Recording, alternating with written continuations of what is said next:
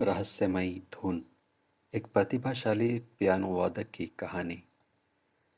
Melanie Hastings एक प्रतिभाशाली piano वादक को अपने चाचा से एक पुराना विक्टोरियन घर मिला, जिनके साथ वह अलग हो गई थी। अपनी प्राचीन साज सज्जा और चरमराती फर्शों वाली यह हवेली रहस्यपूर्ण थी और एक शांत गांव में बसी हुई थी। मेलानी तुरंत लिविंग रूम के कोने में अद्भुत, ऐतिहासिक रूप से महत्वपूर्ण भव्य पियानो की ओर आकर्षित हो गई। मेलानी को अपने नए घर में प्रवेश करते समय पूर्व मालिक एडमंड डेविस द्वारा छोड़ा गया एक नोट मिला। वह एक प्रसिद्ध संगीतकार थे, जिन्होंने एकांत जीवन व्यतीत किया और केवल अपने काम पर ध्यान केंद्रित किया। संदेश में मेलानी का स्वागत किया गया और उनसे भव्य पियानो की सुंदरता का आनंद लेने के लिए कहा गया। उसे इस बात का अंदाजा नहीं था कि यह उपकरण ऐसे रहस्य छिपा रहा है जो जल्द ही सामने आ जाएंगे।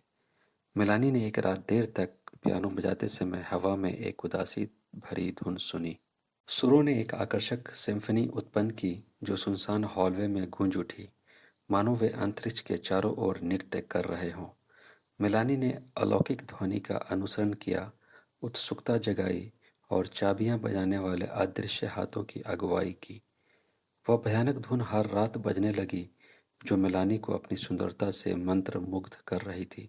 ऐसा लग रहा था कि पियानो अपने स्वयं के जीवन के साथ बोल रहा है, एक परेशान आत्मा की भावनाओं को व्यक्त कर रहा है।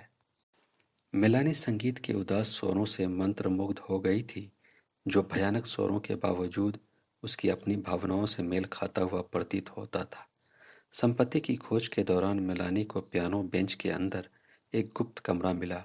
उसके अंदर संगीत लिखे शीट का एक घिसा पिटा ढेर पाया, जो सभी एडमंड डेविस द्वारा लिखे गए थे। इस खोज ने पूरे घर में गूंजने वाली भयानक धुनों को एक गहरा अर्थ दिया। जब मेलानी ने रचनाएं प्रस्तुत की तो उन्हें कमरे में एक अलौकिक उपस्थिति का एहसास हुआ। उससे अनभिज्ञ डेविस की आत्मा मौन प्रशंसा में घूम रही थी। संगीतकार के अधूरे काम को जीवंत करने के लिए मेलानी का चुना हुआ उपकरण था, और यह जल्द ही स्पष्ट हो गया कि पियानो में संगीतकार की आत्मा का थोड़ा सा हिस्सा था। एक शाम जब मेलानी ने डेविस के प्रदर्शनों की सूची से एक विशेष रूप से कठिन कृति का प्रदर्शन किया, तो उसे कमरे में ठंडी हवा का झोंका महसूस हुआ। वह डेविस के पियानो पर एक भूतिया अवतार के रूप में देखकर आश्चर्यचकित रह गई। उनके पारदर्शी हाथ चतुराई से चाबियों पर फिसल रहे थे। मेलानी को आतंक के बजाय वर्णकर्मीय संगीतकार के साथ साहचर्य की भावना थी। उन्होंने एक साथ मिलकर एक अत्यंत सुंदर प्रस्तुति दी, जो जीवन और मृत्यु के बीच की रेखा को पार कर गई। साझेदारी की एक साप्ताहिक दिनचर्या में बदल गई और मेलानी को महान संगीतकार की उपस्थिति का एहसास हुआ। जब मेलानी ने डेविस की रचनाओं के बारे में और गहराई से जाना, तो उन्हें भयानक धुनों के पीछे एक दुखद कहानी का पता चला।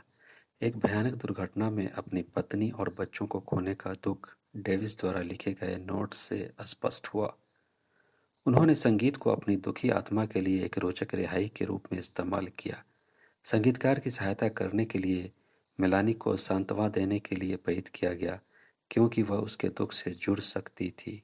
साथ में उन्होंने सुखद और दुखद समय को फिर से जीने के लिए संगीत की यादों के भंडार को खंगाला। मेलानी वह माध्यम बन गई जिसके माध्यम से डेविस उन भावनाओं को संप्रेषित कर सकते थे जिन्हें वह जीवित रहते हुए व्यक्त करने में असमर्थ थे, जिससे जीवित और मृत के बीच का संबंध मजबूत हुआ। जैसे जैसे मेलानी का डेविस के साथ रिश्ता बढ़ता गया, भयानक धुनों में एक नई गहराई आ गई। संगीत के माध्यम से डेविस अपने दिवंगत प्रियजनों के साथ जुड़ने और मृत्यु के बाद के जीवन के साथ संचार स्थापित करने में सक्षम थे। लेकिन वर्णकर्मीय संगीतकार को लगने लगा कि उसकी लगातार उपस्थिति के कारण मेलानी अपने जीवन को पूरी तरह से अपनाने में सक्षम नहीं हो पा रही है। डेविस ने कटुता के अक्षर में मेलानी से कहा कि उन्हें जीवित दुनिया को छोड़ना होगा और अपने परिवार के साथ शांति ढूंढनी होगी। पूरे घर में भयानक धुनें गूंजेंगी, लेकिन आपसी सहयोग रुक जाएगा।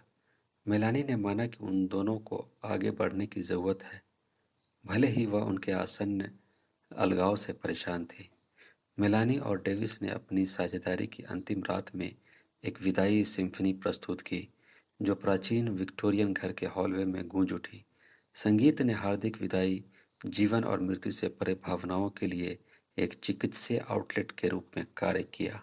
समापन की भावना तब पीछे छूट गई जब डेविस की भुतिया छवि धीरे धीरे गायब हो गई, क्योंकि अंतिम नोट हवा में लटके हुए थे। अब भव्य पियानो के साथ मिलानी ने धन्यवाद और उदासी की मिश्रित भावनाओं का अनुभव किया। अतीत की एक आत्मा से जुड़ने और अपनी भावनाओं के बारे में गहरा ज्ञान प्राप्त करने का उनका प्रयास भयानक संगीत द्वारा संभव हुआ। एक बार अपने संगीतकार के यातनापूर्ण स्वरों से गूंजते हुए हवेली शांतिपूर्ण अलगाव में खड़ी थी। मेलानी ने उनकी स्मृति का सम्मान करने के लिए भव्य पियानो और डेविस के कार्यों को रखने का निर्णय लिया। पूरे घर में भयानक धुनें गूंज रही थी, जो सभी को उस व्यापक सहयोग की याद दिला रही थी जो घटित हुआ था। एक दुखद लेकिन सुंदर कहानी की गूंज ने कलाकारों और संगीतकारों को पुराने विक्टोरियन घर की ओर आकर्षित किया, जो रचनात्मक लोगों के लिए स्वर्ग बन गया। जब मेलानी ने शानदार पियानो बजाया तो उसे तृप्ति का एहसास हुआ, क्योंकि उसकी भयानक धुनें युगों युगों से चली आ रही थी। द हंटिंग मेलोडी के अलौकिक संगीत ने इसे सुनने वाले सभी लोगों पर एक अमिट छाप छोड़ी, जिससे जीवित और मृत लोगों को एकजुट करने की कला की शाश्वत अक्षमता साबित हुई। इस प्रकार विक्टोरियन घर संगीत की उत्कृष्ट गुणवत्ता के प्रतीक के रूप में कार्य करता था, भुतिया सुंदरता की एक सिम्फनी जो अतीत और वर्तमान को मिश्रित करती थी।